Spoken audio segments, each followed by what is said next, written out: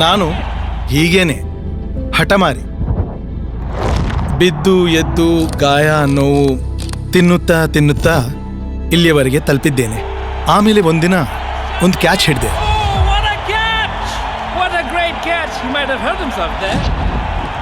ಅದರ ನಂತರ ರಿಬ್ಸ್ಗೆ ತೀವ್ರ ಗಾಯ, internal bleeding, injured spleen.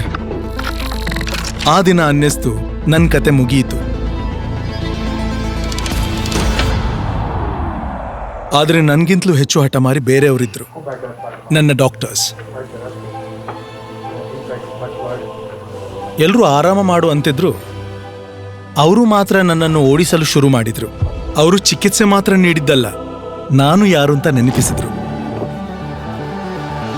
25 December 2025 ಜಗತ್ತಿಗೆ ನನ್ನ ಕಮ್ಬ್ಯಾಕ್ ಆಗಿತ್ತು. ಆದರೆ ನನಗೆ ನನ್ನ ಸೆಕೆಂಡ್ ಬರ್ತ್ ಡೇಟ್. ಎಲ್ರಿಗೂ ಅನ್ಸಿತ್ತು ಬದಲಾಗಿರ್ಬೋದು ಅಂತ, ಆದರೆ ನಾನು ಹಾಗೇ ಇದ್ದೀನಿ.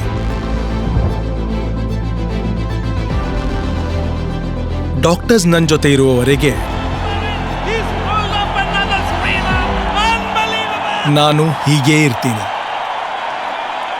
ಈ ಡಾಕ್ಟರ್ಸ್ ಡೇಗೆ ನಿಮಗೆ ಅಥವಾ ನಿಮ್ಮವರಿಗೆ ಡಾಕ್ಟರ್ಸ್ ಸೆಕೆಂಡ್ ಚಾನ್ಸ್ ಕೊಟ್ಟಿದ್ರೆ ನಿಮ್ಮ ಸೆಕೆಂಡ್ ಬರ್ತ್ ಡೇಟ್ ಅವರಿಗೆ ಡೆಡಿಕೇಟ್ ಮಾಡಿ.